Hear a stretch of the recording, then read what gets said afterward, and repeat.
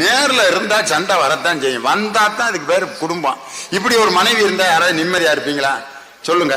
சொல்றதுக்கெல்லாம் சரிங்கிறா. இங்க வாடி வர்றேங்க, உக்காருடி உக்காடுறேங்க, எந்திரிச்சு போடி போறேங்க, தூங்குடி தூங்குறேங்க, எந்திரிடி எந்திரிக்கிறேங்க, திரும்ப தூங்குடி தூங்குறேங்க, அரிசி வாங்கிட்டு வாடி வாங்கிட்டு வர்றேங்க, சோறாக்கடி ஆக்குறேங்க, அப்படியே அதுல மூட்டை பூச்சி மருந்த ஊத்துறேங்க, அப்படியே எனக்கு பிளேட்ல எடுத்து வைடி வைக்கிறேங்க, ஏ சாப்பிட போறேன்டி சாப்பிடுங்க, ஏ செத்துருவேண்டி சாயுங்க. இது பொம்பளையாது சொல்றதெல்லாம் கேட்கிறான்ட்டு தங்கமான உள்ளன்னு கட்ட முடியுமா? அத சொன்னதெல்லாம் கேட்டுக்கிட்டு இருந்துச்சுன்னா அதுக்கு மெண்டல்னு அர்த்தம், பைத்தியத்தோட வாழ்ந்துகிட்டு இருக்கிறேன்னு அர்த்தம். மனைவினா அந்த அந்தான என்ன என்ன என்னது அப்படின்னா தான் அதான் ஜாலி.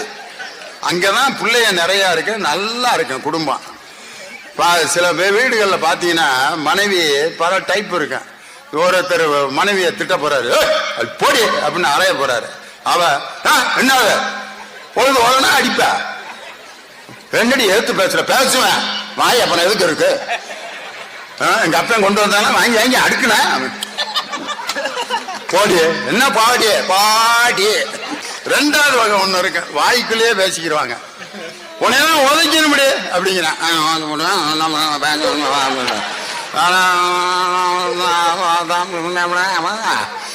வாய் திறந்து ஒழுங்கா பேசுவான்,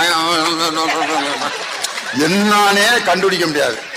அவன் இப்படியே பாக்குறான், என்னடி சொல்ற அப்படின்னு. இது ரெண்டாவது வகை. இந்த மூணாவது டைப் ஒண்ணு இருக்கும், நீ என்ன விட்டு அறுவாள் எடுத்து வெட்டிடுவேன், ஒன்னையே வெட்டுவேன் கொப்பனையே வெட்டுவேங்கிறான். இவதான் ரொம்ப டேஞ்சரான பொம்பளை. இப்படி ஒரு பொண்டாட்டி கிடைச்சிருக்குன்னு யாரும் சந்தோஷமே படாதீங்க. புருஷனை எந்த நேரம் வேணாலும் விஷம் வச்சு கொண்டு விடுவாயாவ. ஊமை ஊரை கிடைக்கும், பெருச்சாலி பேரை கிடைக்கும் பாங்கல்ல, அந்த உம்முன்னு இப்படி உட்காந்துருக்க பொம்பளையில மட்டும் நம்பவே நம்பாதீங்க. கோலா சண்டையில பானை எடுத்து போடிவான் புருஷனை பத்தி அப்படின்னா அது நல்ல பிள்ளைன்னு அர்த்தம். மனசுல வஞ்சகமே இல்லாதது.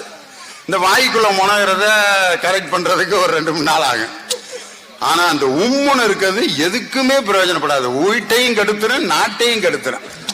அதனால சண்டை வந்தா தான் நானா சொன்னேன், திருவள்ளுவர் சொன்னாரியா, ஊடுதல் காமத்திற்கின்பம் அதற்கின்பம் கூடி முயங்க பெறின்.